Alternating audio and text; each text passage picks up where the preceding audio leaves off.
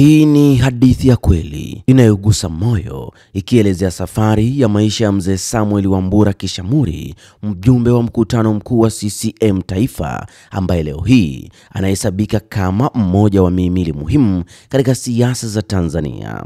Karibu katika makala hii maalum yenye mfululizo wa kumbukumbu za maisha yake, iliyotengenezwa kwa heshima ya kutimiza miaka 80 ya maisha yake mnamo tarehe 19 April 2025. Makala hii ni zaidi ya historia, ni somo la maisha. Inakuonyesha jinsi mtu kutoka katika kijiji kidogo cha Nyabange kilichoko wilayani Butiama, Musoma vijijini, alivyoweza kupambana kutoka katika mazingira magumu ya umaskini hadi kuwa miongoni mwa watu wenye ushawishi mkubwa kitaifa. Mzee Samuel hakurithi utajiri, aliuunda. Mwaka 78 nafikiri 78 79 nilikuwa katibu wa tawi kwenye siasa kwenye chama cha TANU. Nilipofika 22 nikagombea ujumbe wa mkutano mkuu wa taifa, nikashinda. Mpaka sasa nawakilisha wilaya ya Butiama kwenye mkutano mkuu wa taifa. Mjumbe mkutano mkuu wa taifa CCM. Alichagua kujiajiri kupitia kilimo na biashara baada ya kuacha kazi serikalini. Uamuzi mgumu lakini wa kishujaa. Hatimaye alijiingiza kwenye siasa na kuibuka kuwa sauti inayosikilizwa katika vikao vya juu vya chama tawala CCM. Katika makala hii utashuhudia jinsi mzee huyu alivyojitoa katika taifa, alivyochangia maendeleo ya chama chake na namna alivyoshiriki katika maamuzi makubwa ya kitaifa. Ni wazi kuwa hakuna mgombea urais aliyepita bila ridhaa au kura ya mzee Samuel. Hiyo ndiyo nguvu ya heshima aliyonayo kama mjumbe wa mkutano mkuu wa CCM Taifa. Pia tutakuonyesha maisha ya familia, alivyoishi na wake zake wawili, mmojawapo akiwemo marehemu na watoto wake 13, ambapo wawili waliaga dunia. Ni simulizi ya mapambano, maumivu, matumaini na mafanikio. Ni fundi mekanika ambaye anaweza kuendesha pia gari. Nilifanya pale kama nafikiri miaka kama 10 hivi. Miaka kama 10. Nikaacha. Baadaye ukaacha. Nikaendelea na shughuli zangu za biashara na kilimo. Toka ukiwa mdogo ndoto yako ilikuwa nini? Toka nikiwa mdogo ndoto yangu kubwa kabisa ilikuwa ni kupata maisha mazuri. Kupata maisha mazuri. Sasa kwa namna gani nitayapata ilikuwa ni shida. Ni biashara gani ambayo umewahi kuifanya sana, ambayo unaikumbuka sana? Nimefanya biashara ya tenda. Tenda. Nilikuwa nalisha hospitali, mashule, majeshi. Nilikuwa na supply chakula. Na supply chakula. Miaka hiyo ya 78, 79, 80 nikaja kuacha kwenye 82 hapo nikaacha.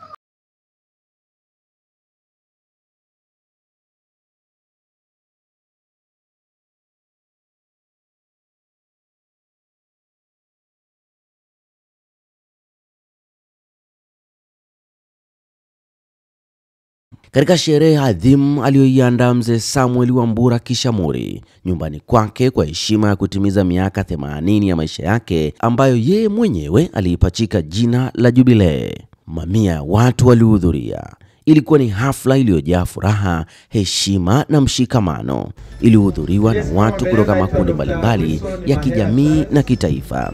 Miongoni mwa wageni mashuhuri waliopamba tukio hilo ni aliyekuwa naibu katibu mkuu Wizara ya Elimu, Dr. Charles Mahera, rafiki wa muda mrefu wa mzee huyo.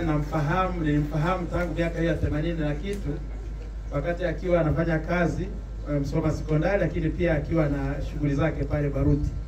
Mzee Kishamuri, tunamshukuru Mungu kwa kuendelea kukupa maisha marefu na afya njema, na tunamshukuru sana kwa hilo, na tunakuombea maisha marefu zaidi mzee wetu ambaye uko hapa, ili tuendelee kuchota busara kutoka kwako. Na mzee Kishamuri hata akija Dodoma pale ambaye kufika na nyumbani kwangu, ni mzee wetu ambaye tunamtegemea sana. Nimefurahi baada ya kufika hapa, nimeona wazee wengine ambao hatujawahi kuonana nao, Mzee Zembwera pale, Dr. Engineer Nyantae tulikutana naye Mlimani City. Nimefurahi kukuona. Na nimefurahi sana kuona leo lakini na mchungaji pale. Lakini pamoja na mimi nimekuja na Rashid Gewa ambaye naye tunaye pale, ambaye ni nadhani wengi mnamfahamu, nyumbani ni pale Mwibagi. Lakini yeye alikuwa anafanya kazi NSSF. Tunaye naye ni mtu wa Butiama hapa, mwanachama kada maarufu wa Chama cha Mapinduzi. Kwa hiyo nadhani nimefurahi kuona wenye viti wa vyama hapa mpo, lakini nimeona wenye viti wa serikali za vijiji. Hongereni kwa kazi nzuri mnayofanya. Mchungaji, tunakushukuru kwa neno zuri. Nadhani sitakuwa na ziada, lakini naomba tu uendelee kubariki.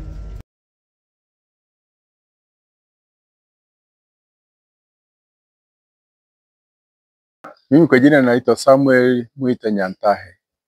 Ni mkazi wa Dar es Salaam lakini nyumbani ni Nyarero. Pia alikuwepo Dr. Samuel Mwita Nyantahe, mkurugenzi mtendaji mstaafu wa TANESCO. Nyarero ni mission ambayo kulikuwa na mission 3 nadhani. Kulikuwa na walipoanza Mennonite miaka hiyo 34. Kulikuwa na Nyarero, Shirati na Mugango. Sisi tulikuwa kule. Na ninasema naishi Dar es Salaam, ni mstaafu, ni mhandisi katika taaluma, nifundisha chuo kikuu cha Dar es Salaam, nimefanya kazi, nilikuwa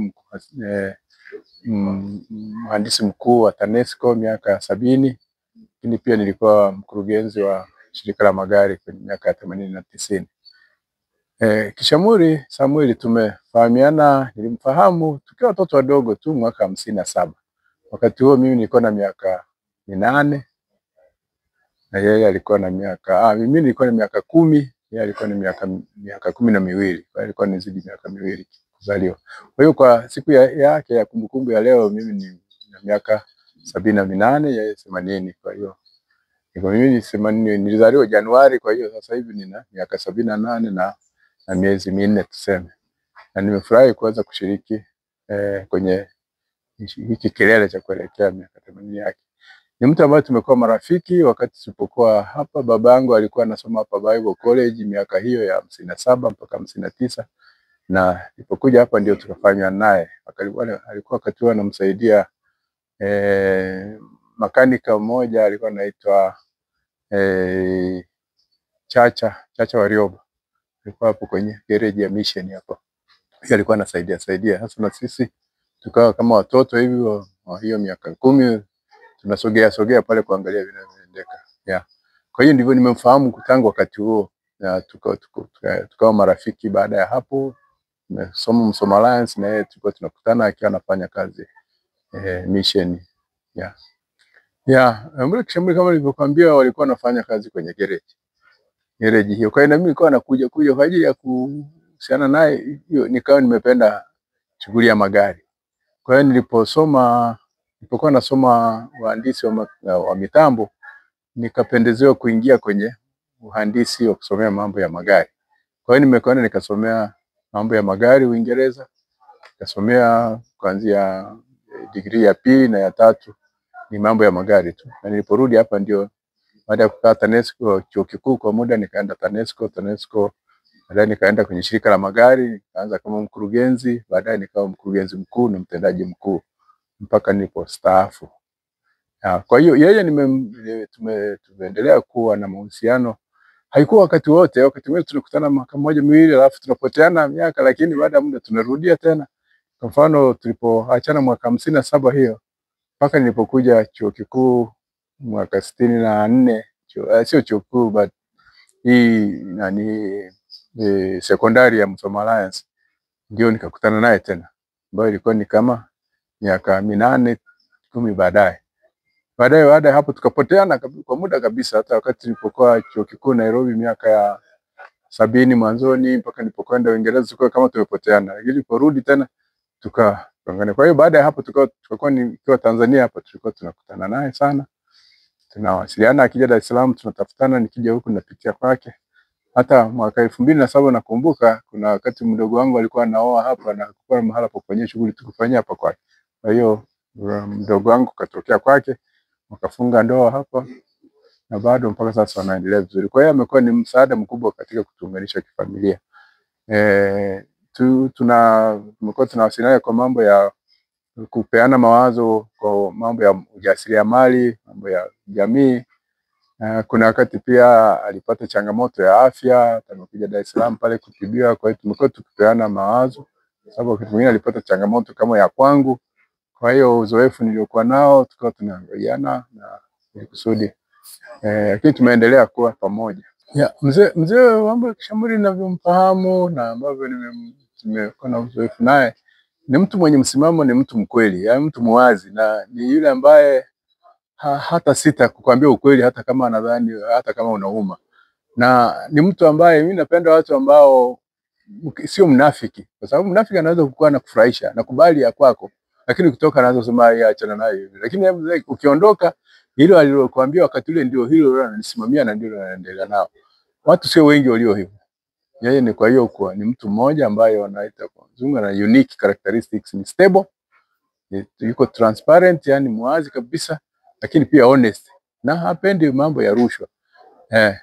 Tunaweza kutofautiana naye kidogo tu kwa sababu yeye kuna wakati aliingia siasa kiasi fulani. Mimi siasa bahati nzuri au mbaya nilizikataa tangu mwanzo, na siko kwenye siasa kabisa kabisa kabisa kabisa. Naweza kuongea mambo ya siasa lakini si mwanasiasa.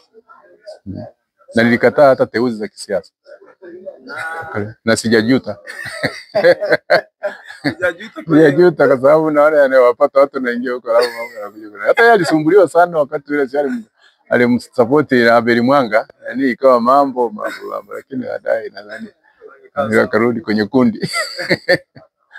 Kwamba hiyo Wambura Kishamuri nadhani unaweza kuona hapo tuko kwenye mji wake. Na nadhani ni mmoja wapo wazee waliokaa hapo muda mrefu. Kama nilivyokuambia tukaa hapa miaka mitatu, 57 mpaka 59, baba akiwa kweli kijana mdogo. Kuna wazee tulifahamiana nao hapa.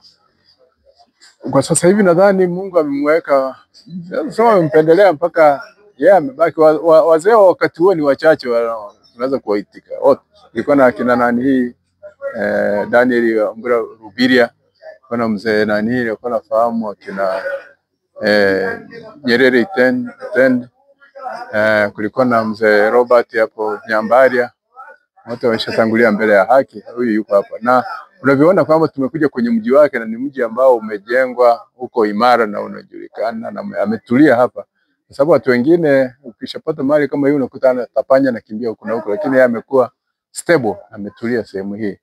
Kwa hiyo kwa pamoja na kwamba maisha mengine ya kusaidia jamii, lakini wanaona mtu ambaye ni stable, ametulia hapo, na nadhani wanaweza kuiga, wachache kuiga mfano wake. Mimi kama nilivyosema, unajua mtu ukiwa mkweli, ukweli unakuja kukusupport ile tu. Ukiwa mbea baada ya muda wanasema njia ya Mungu ni mfupi. Ya mbea unasema hivyo sasa hivi, lakini mambo hali halisi kishatokea inaonekana kwamba uliokuwa unasema sio kweli.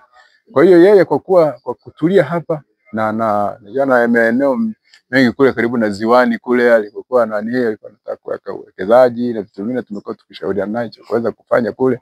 Kwa hiyo imemsaidia ukilinganisha na rafiki zake na watu wengine ambao walikuwa na maeneo ya ardhi kama hiyo, kwa sababu ardhi kwa Tanzania ni mali kabisa, ukiwa nayo ni nzuri. Na yeye hapa alivyo hapa ni kuweka tu uwekezaji ambao unafaa kuleta matokeo chanya kwa jamii. Mzee Wambura Kishamuri, mimi nadhani ni mmoja kwamba mimi nashukuru kwamba tumekuwa na, yani unajua ni watu wachache mnakuwa na mahusiano ya kirafiki, hamkosani. Wanasema majembe pamoja lazima mtagongana, lakini yeye kwa bahati sasa sijui kama tumesaidia kutoka pamoja, kwa sababu msimamo wetu inaweza kuwa tofauti. Kama nilivyosema, mimi si mwanasiasa, yeye aliwahi kuwa mwanasiasa wakati fulani. Lakini yeye nadhani ni ule ukweli wake, ule ukweli wake, na wakati mwingine namulinganisha na marehemu baba yangu ambaye alikuwa hapa wakati wa Biblia. Yeye akisema yani amenyoka hivi. Sasa kama utachukia huu mnyoko wake, hiyo ni bahati mbaya. Wewe ndio Mungu akusaidie tu uone ukweli ni hivyo. Kwa hiyo yani ndio kwamba jana, leo na kesho yule na anakuwa na msimamo huo na usema wazi. Kwa hiyo hana unafiki, maana unafiki ni mtu mbaya sana. Kwa hiyo ameendelea hivyo.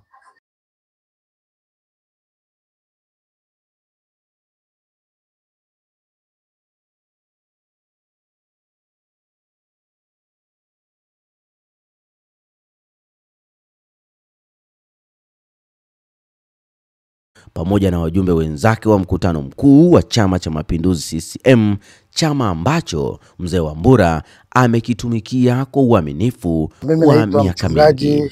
Makada na wanachama wenzake wa CCM walikuwepo kwa wingi, wakionyesha mshikamano na heshima kwa mzee wao. Viongozi wa dini mbalimbali nao hawakusita kuhudhuria, wakitoa baraka na dua kwa maisha marefu ya mzee huyo. Wakati huu tuna tawi la Nyabange ambayo ndio makao makuu ya jimbo, na pia tuna tawi la Bugia, na pia tuna tawi la Kiamakeria.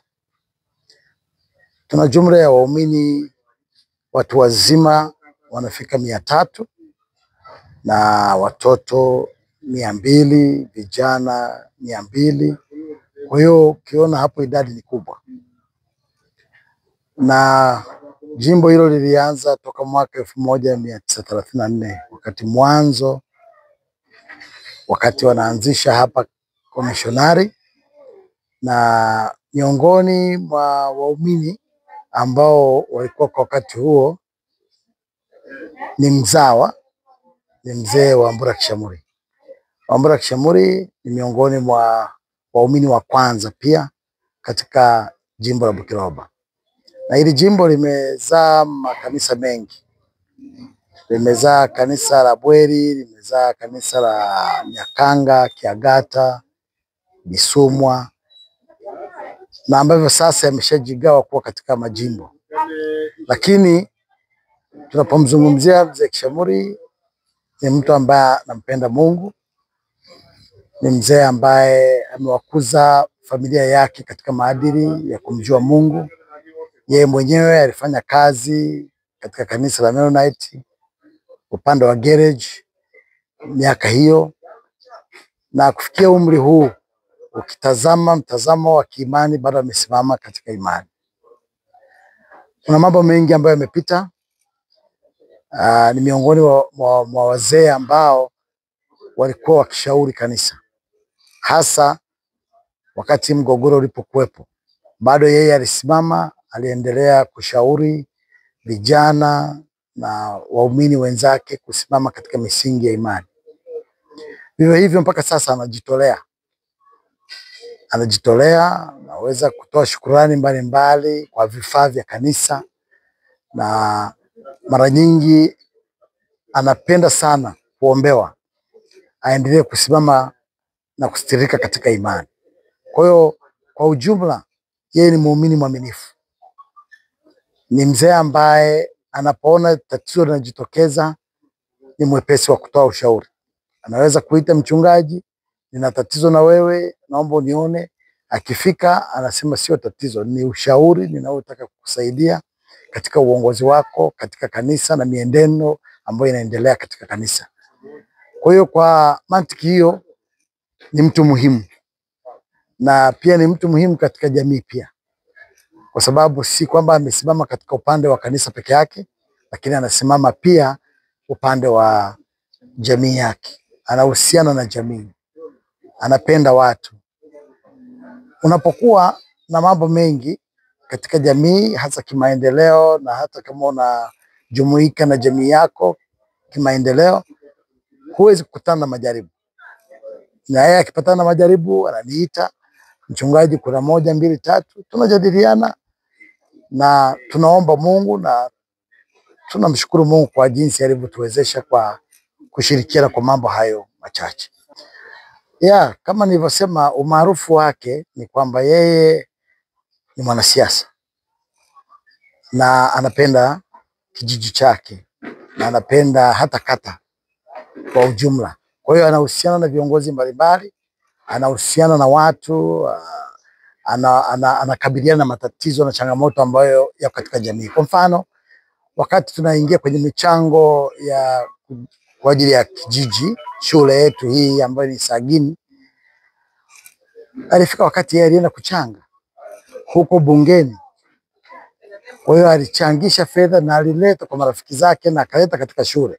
Kwa hiyo ni mtu ambaye anapenda maendeleo, na ni mtu ambaye ni mpole, anakwenda taratibu, anafikiri kwa utaratibu na anaamua kwa utaratibu, si mambo ya haraka haraka. Kwa hiyo anapenda rika zote, sio mtu ambaye umaarufu ule unaonekana kwamba kuna kiwango cha namna fulani.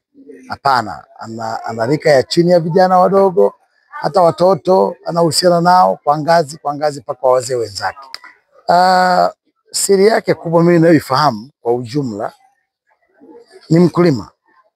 Ni mtu ambaye ni mbunifu katika kilimo. Ni mtu ambaye anashughulikia sana maendeleo yake ya kilimo na ufugaji. Kwa hiyo kwenye eneo hilo mimi natambua kabisa kwamba hayo ndio mafanikio hasa ya mzee Wambura Kishemure. Ndio, katika miaka 80 sio mchezo.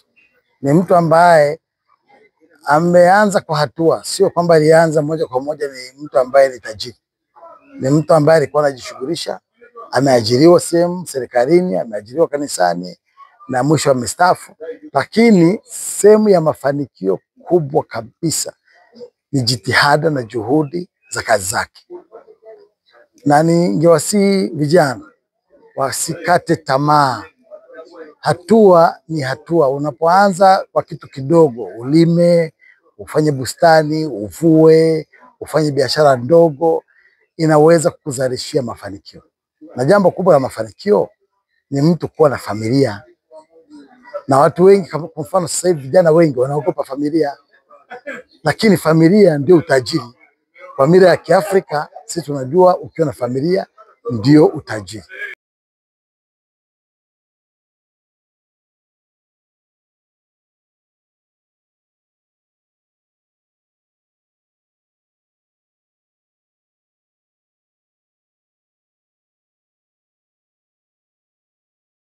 Pamoja na kwamba watoto wake wote wamejitegemea na kuanzisha familia zao, lakini walikuwepo pamoja kumuunga mkono baba yao katika siku hiyo ya kihistoria.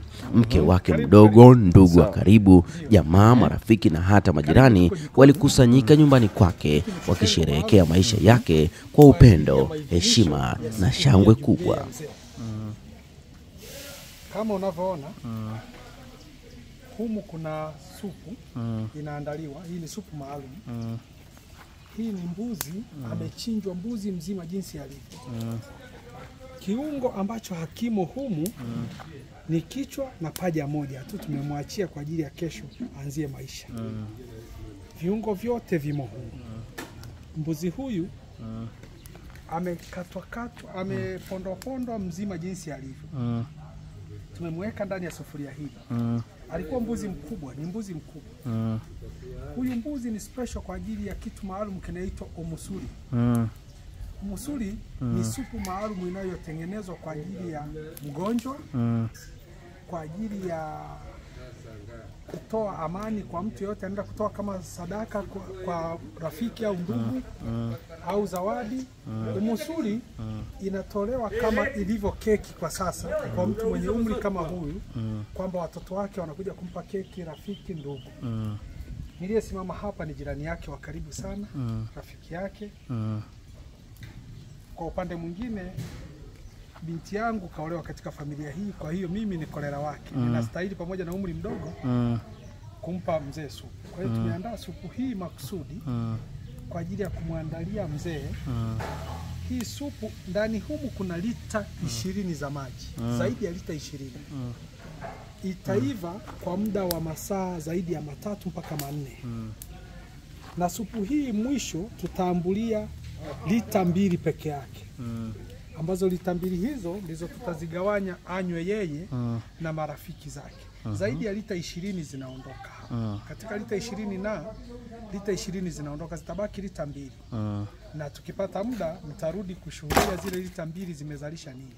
Supu hii inatoka sasa kwenye supu ya kawaida inakwenda kwenye supu maalum kwa jina la omusuri ambayo ni tiba. Kwa hiyo tuko hapa kuongeza moto na kuchochea kwa muda wa masaa 3 mpaka 4. Asante sana. Karibuni.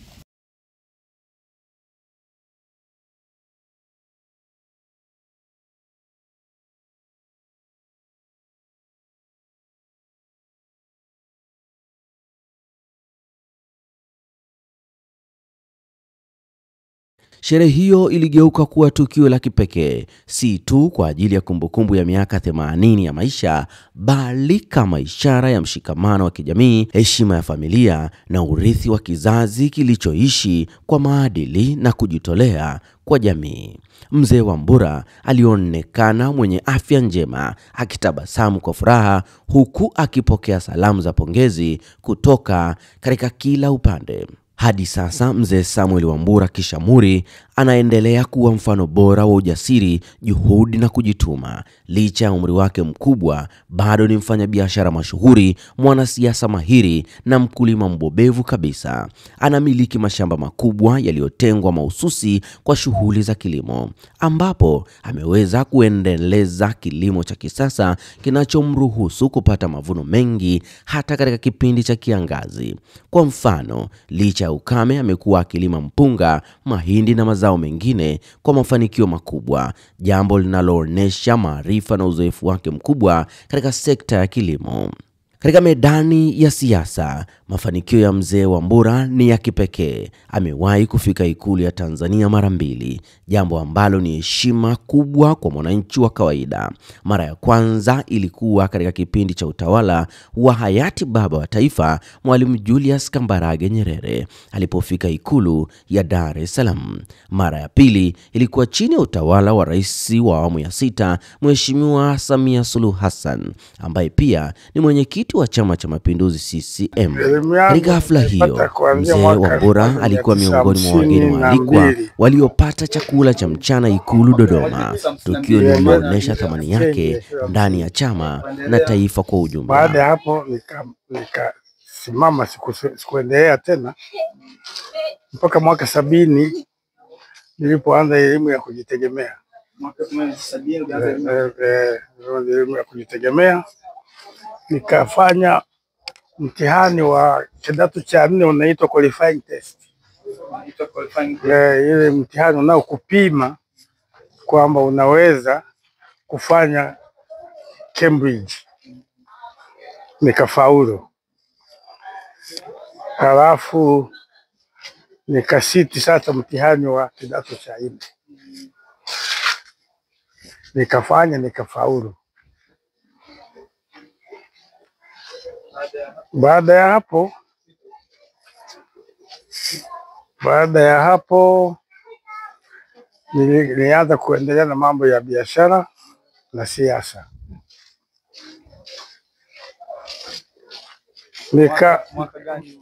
Mwaka 78 nafikiri 78 79 nilikuwa katibu wa tawi kwenye siasa, kwenye chama cha TANU.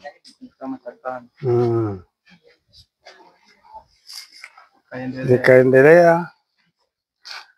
Nilipofika mwaka nafikiri 92 nikaomba mwenyekiti wa kata.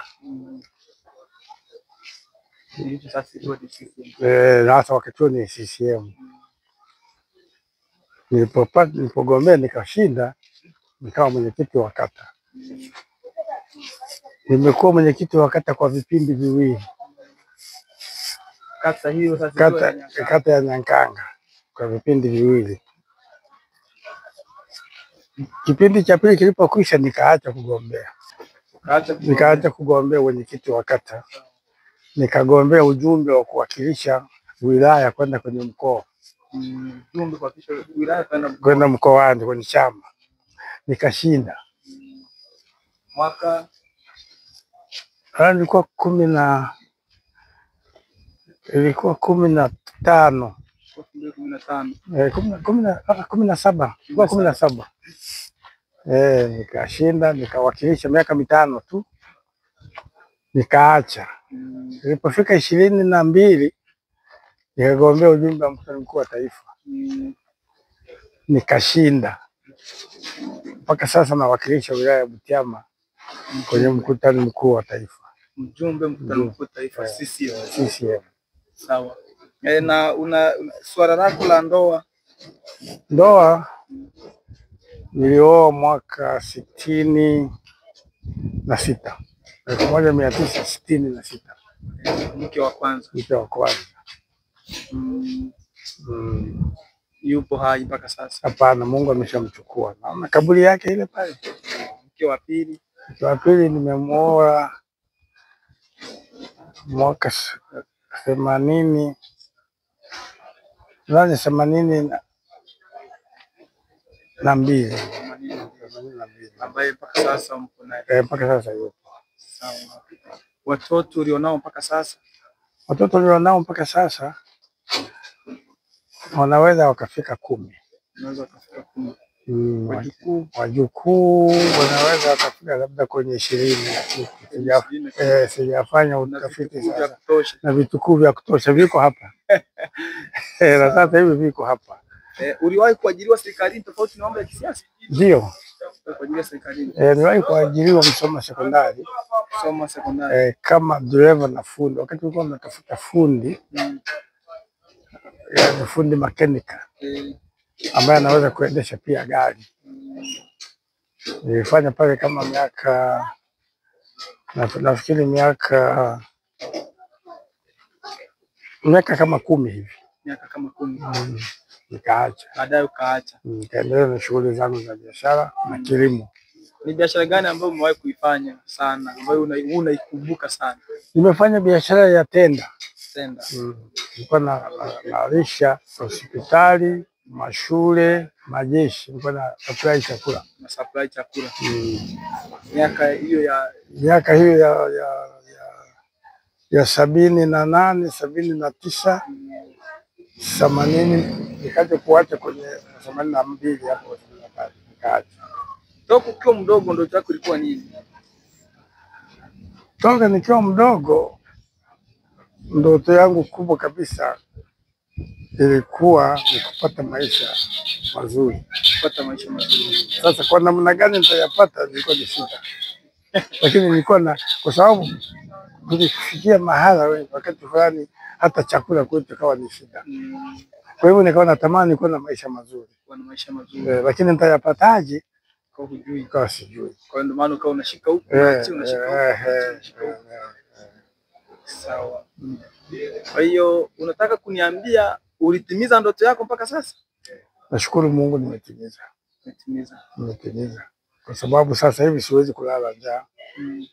Siwezi kushinda njaa. Ikitokea ni kwamba hamna mboga. Lakini mboga zipo nyingi aina.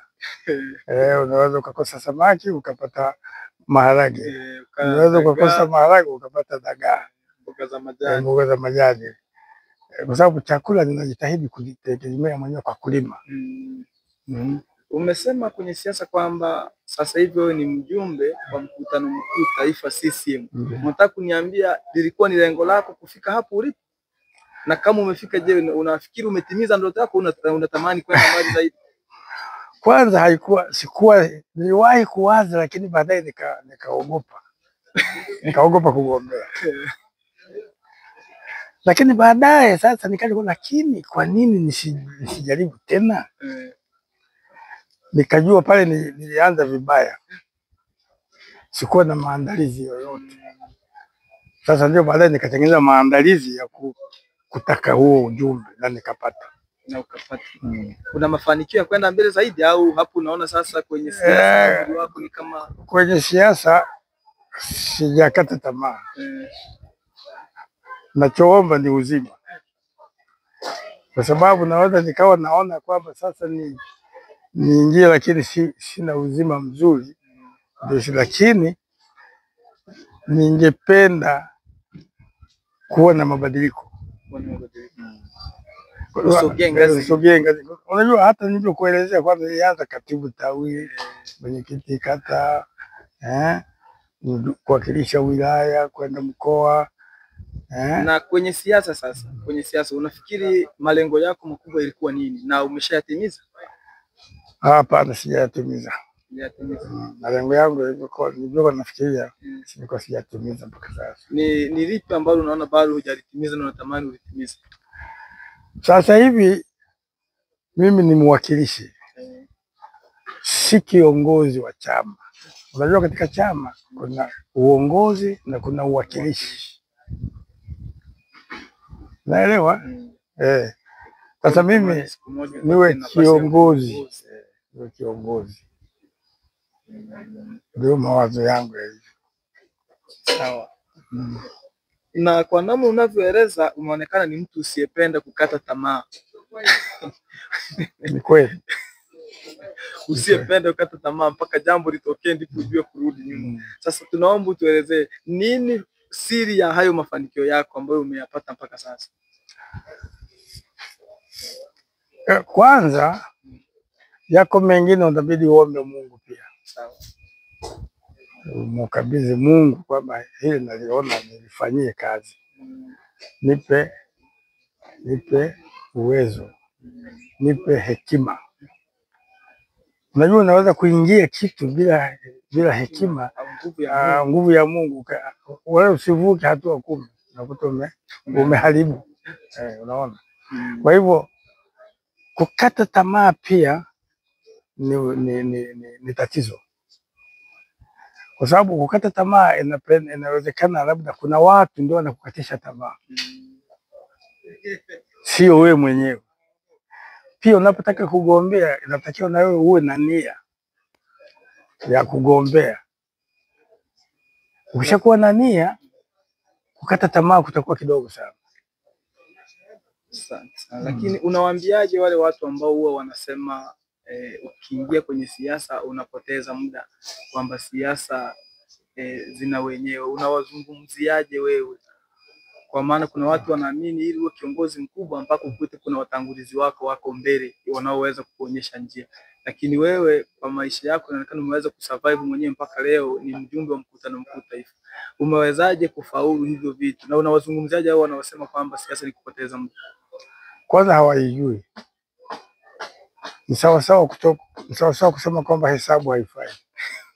Kwa sababu hesabu kila eneo inaingia. Ukitaka kusoma uchumi lazima ujue na hesabu. Ukitaka kusoma udaktari lazima ujue hesabu. Ukitaka kuwa mtaalamu wa jiografia lazima ujue hesabu. Na siasa ndivyo ilivyo. Hakuna sehemu ambayo hakuna siasa. Kwa hiyo siasa ni maisha. Siasa ni maisha. Mimi nafikiri hao wanaofikiri kwamba ni kupoteza muda, wao ndio wanapoteza muda. Hawaijui. Ni sawa sawa kukataa hesabu. Hii ndio nyumba iliyoanzia maisha. Hii ndio niliyoanzia maisha. Umejenga mwaka gani? Nakumbuka nilijenga mwaka 70. Mwaka 70. 68 nilianza kuijenga. Mwaka 68. Mpaka nikaimaliza 70. Ukaimaliza mwaka 70. Ukaanza kuishi na familia yako kwa mara ya kwanza niliishi humu na wake wangu wote wawili. Sasa leo una nyumba nyingine hapa, una nyumba nyingine kule. Ile ni yule mke mdogo, hii ni yule mke mkubwa ambaye Mungu ameshamchukua. Sawa. Lakini kwa mazingira ya zamani hii ilionekana ni nyumba nzuri sana, nafikiri hata kama mimi sikuwepo. Sana. Uliwezaje tena kuiacha nyumba nzuri ukajenga zingine hizi za kisasa? Sasa hii ilikuwa na wakati wake. Hata hii kutafika wakati wake utaiacha. Tunakwenda na wakati. Sawa. Na tofauti na siasa tumepata dodoso kwamba wewe unajishughulisha muda mwingine na kilimo. Unawezaje kufanya siasa na kilimo? Usipofanya hivyo utapata shida. Kilimo ni mapato. Ni pato lako binafsi. Na unapokwenda kwenye siasa unatakiwa unaacha mji umeshiba. Na hata wewe unapokuwa unatoka kwenda kufanya siasa uwe umeshiba. Usiende kwenye siasa una njaa au mji una njaa. Matokeo yake utakuwa mtu wa kuomba. Na Mungu amenisaidia siombi. Kabisa siombi. Kama kuna mtu atataka kunishawishi hata kwa njia hela anapoteza muda kwa sababu siombi chakula. Kwa hiyo unaepuka kuwa kama majina wanayoita siku hizi, kuepuka kuwa chawa. Siwezi kuwa chawa. Huwezi kuwa chawa. Siwezi kuwa chawa. Sawa. Na kwenye kilimo ni zao gani ambalo unalipenda sana ambalo muda mwingi ukilima huwa linakupa chakula? Mahindi. Mahindi huwa yananisaidia sana. Mahindi yanakusaidia sana. Ukilima mahindi sawa sawa. Tatizo la hapa kwetu kilimo kipo, mvua ni kidogo, lakini nguvu kazi ni kidogo sana. Kwa hiyo unapolima kama nguvu kazi haipo, unabidi ulime kidogo, lakini kama una nguvu kazi una uwezo wa kulima eneo kubwa kabisa unalotaka. Na vipi swala la ufugaji? Kwa sababu mazingira ya vijijini, kilimo na ufugaji ni vitu ambavyo huwezi kuvipishanisha. Unazungumzaje swala la ufugaji? Ufugaji ni kitu kizuri sana. Unafuga na wewe? Nafuga kiasi. Nilikuwa nafuga ng'ombe wengi, lakini nguvu kazi sikupata. Sasa ninao wachache tu wa kwangu ambao nasema kwanza, sasa hivi nahitaji wengi, nifanyie nini? Zamani nilikuwa nahitaji wengi nioe, nilikuwa nahitaji wengi watoto wasome, nilikuwa nahitaji wengi nijenge. Sasa mimi sina mtoto anasoma na sina shida ya kuoa tena. Hata kuozesha nadhani karibu nimemaliza kuozesha vijana. Kwa hiyo ninayo ya kwangu wa kunilinda ninaposikia shida, ninaingia hapo. Kwa kweli ufugaji ni kitu kizuri sana. Sawa, pamoja na umaarufu wako hapa kijijini, lakini umeonekana ni mtu ambaye uko karibu sana na jamii. Kwa mfano shule ya sekondari ya Sagini, shule ya msingi Nyabange, inasemekana kuna ushiriki wako. Kuna ushiriki wako kiasi gani kwenye hayo mazingira? Unajua elimu ilinisumbua sana wakati nilikuwa nasomesha. Watoto wangu walikuwa na watafutia shule mbali mbali huko na huko. Kwa hiyo najua hasara yake, lakini najua faida ya kuwa na shule. Shule ya sekondari ya Sagini mimi nilishiriki. Wakati tumejenga imekwama, nikashiriki kuchangisha kukusanya tofali. Na mimi mwenyewe nikachanga za kwangu, nikakusanya za kutosha, nikaja nikakabidhi hadharani tofali kama 1400 hivi. Kwa hiyo darasa lile ambalo walioanza kusomea matofali yangu ndio yalimaliza pale, alafu wakaja kufunika. Sawa.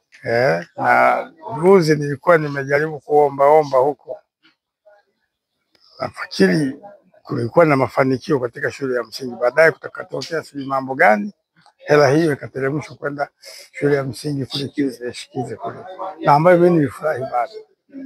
Nilifurahi sana kwa sababu tunachohitaji hasa ni elimu. Usiposimamia elimu kwa sasa, hiyo jamii ulionayo unaitafutia mabaya. Kwa hiyo unasema kushiriki kwako namna hiyo ndio maana umaarufu wako unazidi kukua? Nafikiri.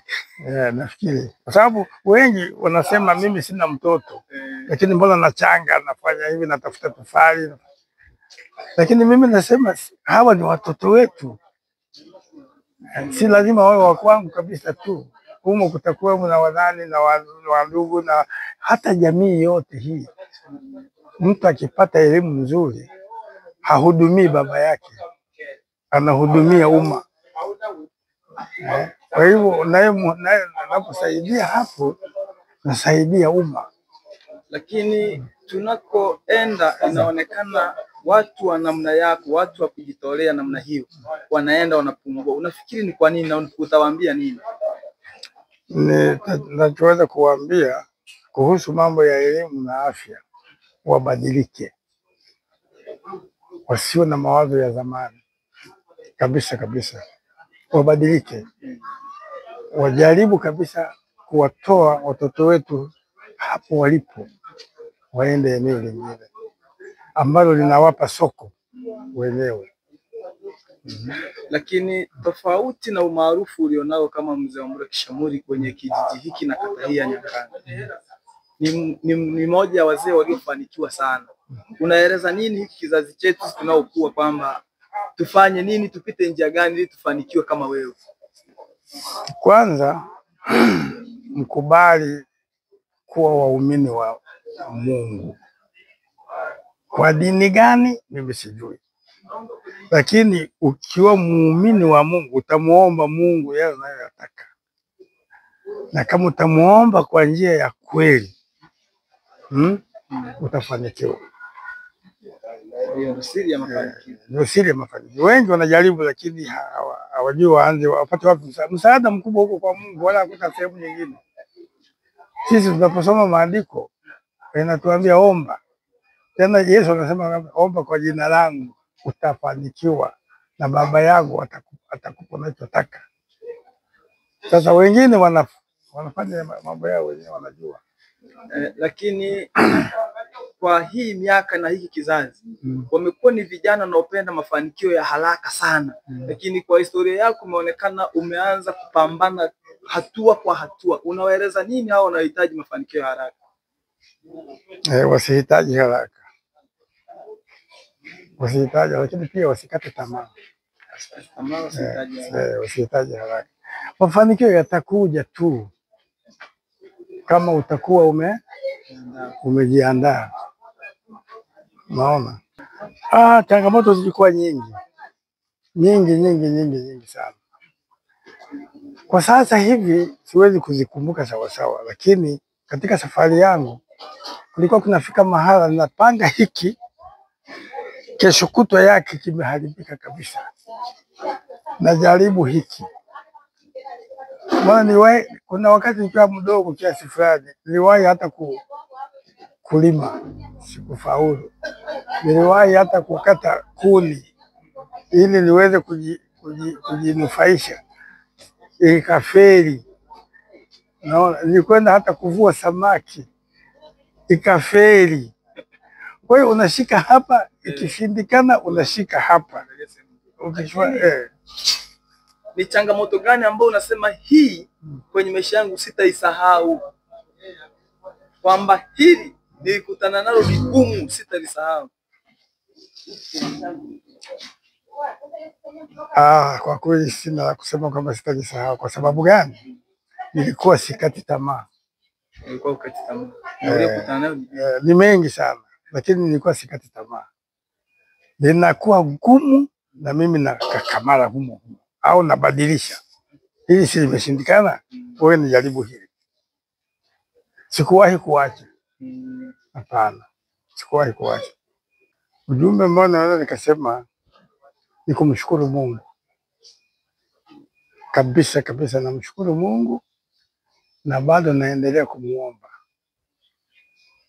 Kwa sababu yako mengi ambayo wakati mwingine hata huwezi kuyarekodi. Lakini ukiwa na imani kwamba mimi nadhani Mungu atanisaidia kwenye hilo, omba Mungu. Na huo ujumbe nawaambia watu wote, hata watu wangu, vijana wangu, tangulize Mungu. Yote utapata tu, lakini kubwa lingine usikate tamaa. Na vipi kwenye mambo ya michezo? Wewe unakaa timu unakashabikia wewe kwenye michezo, wewe humo kabisa? Kushabikia ni kitu cha kawaida. Unakaa timu kako ambako unasema haka huwa nakapenda. Kutoka zamani mimi nilikuwa kwenye timu inaitwa Sunderland. Baadaye ikabadilika ikaitwa Simba. Unaona, kwa hiyo hapo ndipo nilikuwa. Lakini sasa mambo yamebadilika. Yani unapokuwa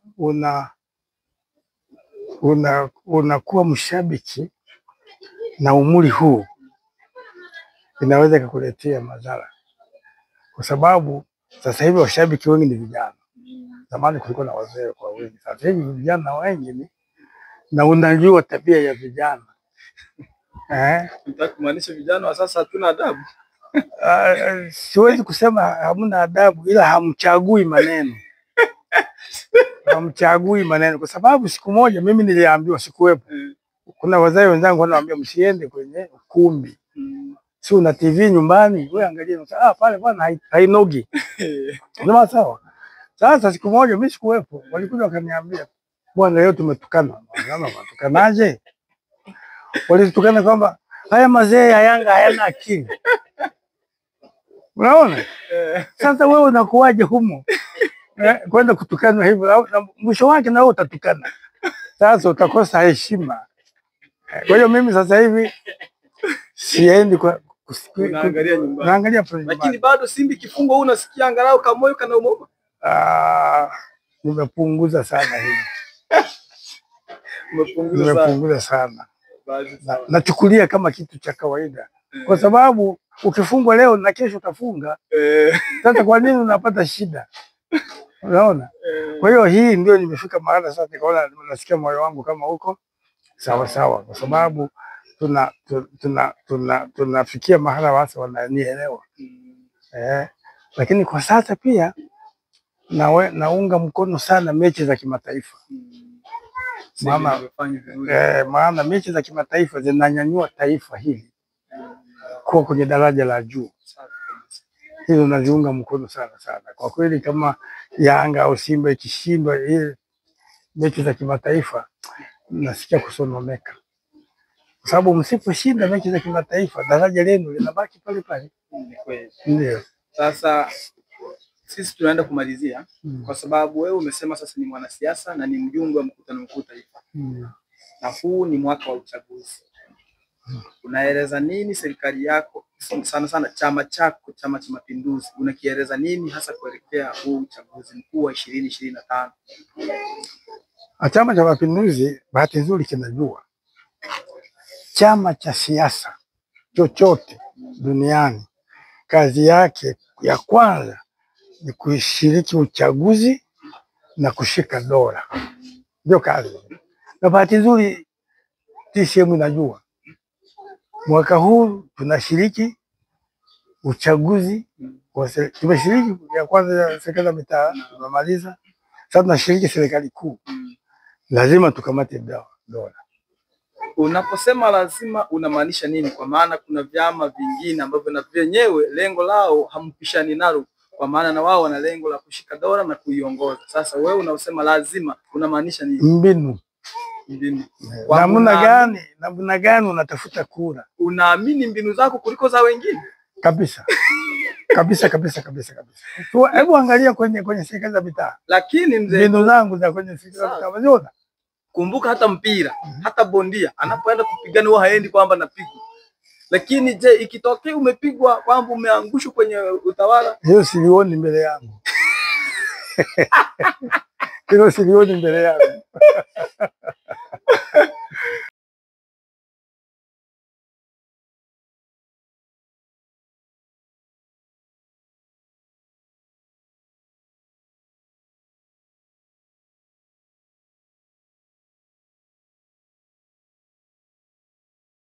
Pamoja na umri wake mkubwa, mzee Wambura si mtu wa kukaa bila kufanya kazi. Ameendelea kujishughulisha kwa bidii, mara nyingine hata kwa kufanya kazi ndogo ndogo zenye kuchosha, kama vile kubeba vitu vizito kwa nia kuweka mwili wake katika hali nzuri kiafya.